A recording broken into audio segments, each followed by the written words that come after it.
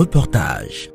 Afin de toujours s'assurer que les populations ne soient pas lésées, l'Agence nationale de normalisation de métrologie et de contrôle de qualité, ANM, a effectué une nouvelle descente ce mardi 19 août. Une fois encore, c'est au marché de Dantokpa que les constats ont été faits. Nous sommes descendus ce jour dans le marché de Dantokpa pour contrôler le contenu net des préemballés vendus aux populations au sein de ce marché.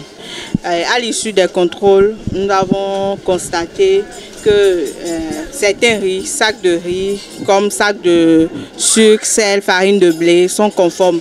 Néanmoins, nous avons remarqué quelques non-conformités que nous avons mis sous scellé et fait des saisies conservatoires pour interdire la vente de ces sacs non conformes aux populations. Conforme aux normes, après les pesées effectuées dans son magasin, un commerçant apprécie l'initiative. Les gens de contrôle sont venus chez moi, comme ça là c'est bon.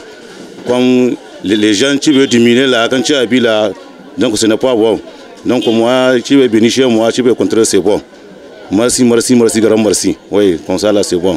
C'est très très très bon. Moi je connais donc les gens arrivés là, c'est bon. C'est comme ça.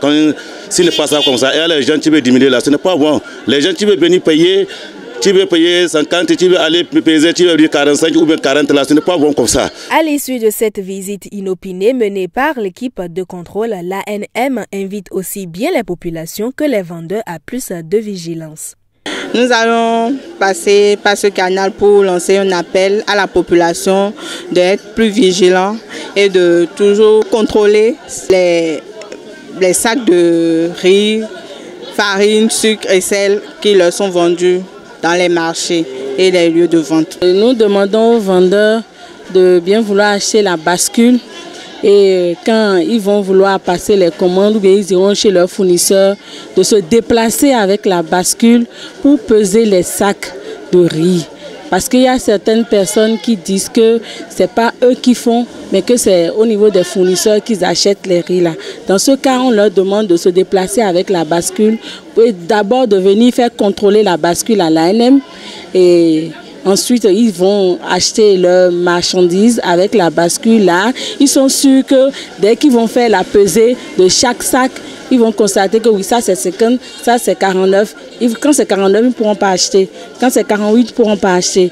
Là, ce problème-là serait réglé. Quant aux contrevenants, des procédures de sanctions ont été engagées pour leur permettre de se mettre en règle vis-à-vis de la loi. À la suite de cette procédure, les contrevenants sont convoqués à l'agence où ils vont répondre, être amendés. Donc après le paiement de ces amendes, nous allons nous assurer que ces sacs seront mis en conformité avant d'être mis en vente aux populations. Déterminée dans l'accomplissement de sa mission, la Direction générale de l'ANM, par la voix de son équipe, réaffirme son engagement dans cette lutte.